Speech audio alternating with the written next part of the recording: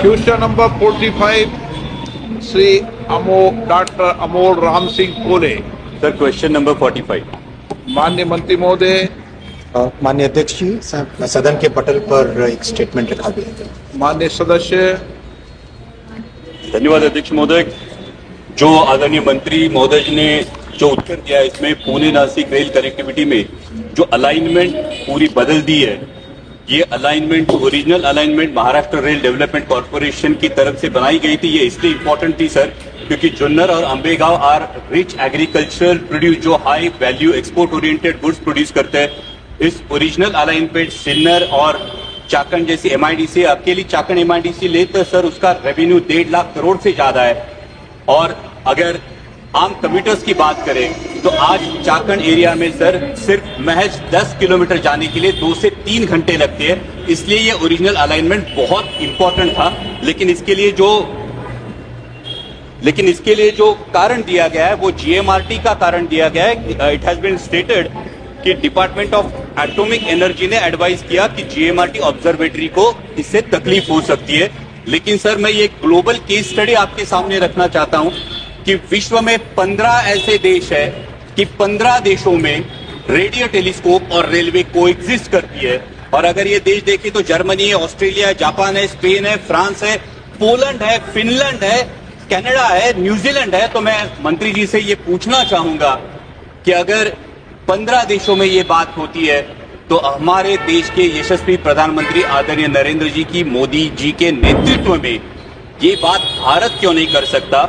और साथ ही में क्या इसमें national centre for radio astrophysics, department of atomic energy and ministry of railways की एक डेडिकेटेड ट्राईपार्टी टेक्निकल कमिटी ने क्या इसको इवैल्यूएट किया है? अगर इवैल्यूएट किया है तो क्या इसकी रिपोर्ट, कमिटी की रिपोर्ट आदरणीय मंत्री जी सदन के समक्ष रखना चाहेंगे?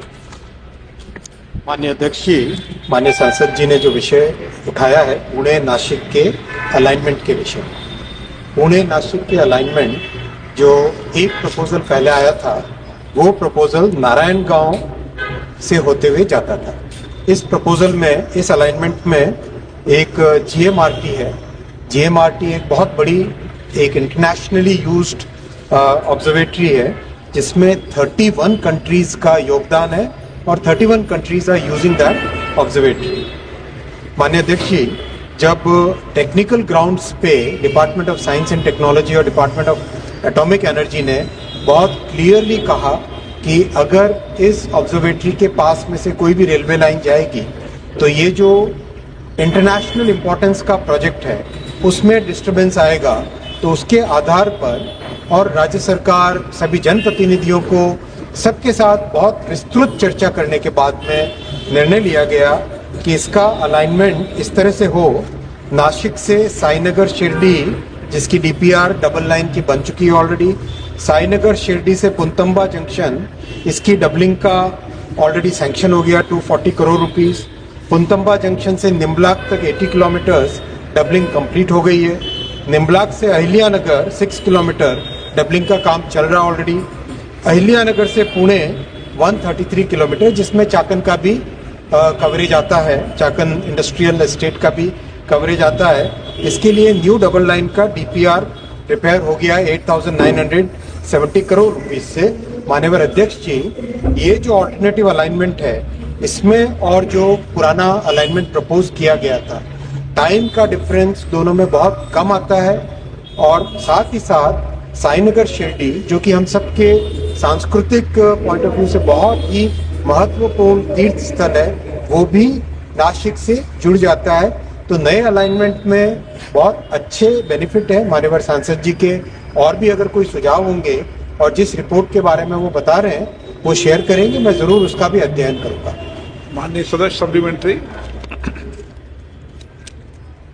सर जो केस स्टडी है मैं आदरणीय मंत्री जी को देना चाहूंगा, लेकिन मंत्री जी के उत्तर में चाकन इंडस्ट्रियल जोन उसमें नए अलाइनमेंट में आएगा तो ये चाकन इंडस्ट्रियल जोन से काफी दूर से जाता है। लेकिन इस बात को लेके मैं पूछना चाहूंगा कि जीएमआरटी को लेके जो giant metre wave radio telescope है उसका हम सभी को अभिमान है और जैसा माननीय मंत्री जी ने कहा ये इंटरनेशनल इंपॉर्टेंस का एक विषय है।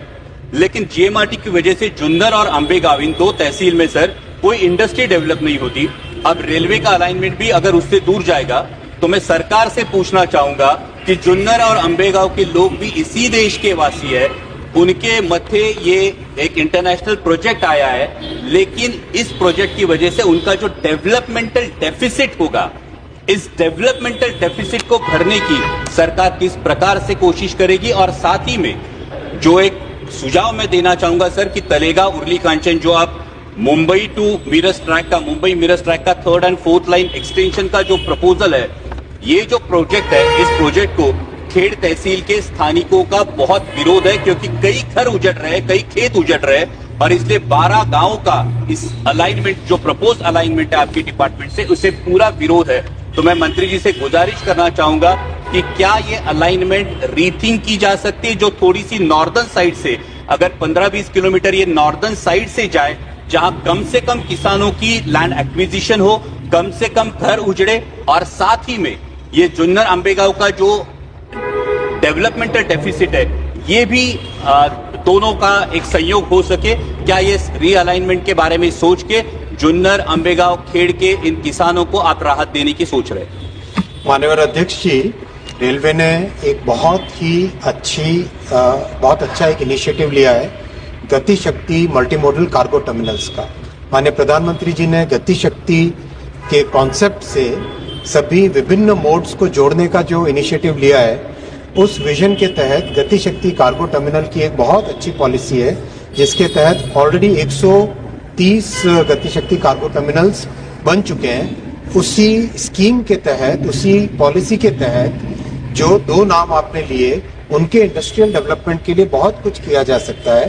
30-40 किलोमीटर का जो भी अगर एक कनेक्टिंग सेक्शन बनना हो, वो कनेक्टिंग सेक्शन इस कार्यक्रम के तहत भी किया जा सकता है। माननीय सांसद महोदय और राज्य सरकार दोनों मिलकर वहाँ के जितने भी ग्रामीण क्षेत्र जहाँ पे इंडस्ट्रियल डेवलपमेंट करना है, उनके साथ एक बैठक करें, रेलवे के अधिकारियों को भी भेजेंगे उसमें, और मिलकर सबका साथ सबका प्रयास करके इसमें आगे डेवलपमेंट हो, वो निश्चित तौर पे उस पर एक्शन लिया जाएगा। साथ ही साथ जो दूसरे प्रोजेक्ट के अलाइनमेंट की बात की है, उसमें भी माननीय सांसद और राज्य सरकार और रेलवे के अधिकारी सब मिलकर करेक्ट, अगर अलाइनमेंट चेंज करना है तो उसमें कोई ऐसा हार्ड एंड फास्ट नहीं है। जहां पर जो जनता के लिए काम करने की, माननीय प्रधानमंत्री जी ने तो प्रधानमंत्री कार्यालय के नाम भी कर दिया है सेवा तीर्थ। तो सेवा तीर्थ उस भावना को दर्शाता है कि जनता की सेवा के लिए मोदी जी की सरकार समर्पित है, तो उसी भावना के साथ काम।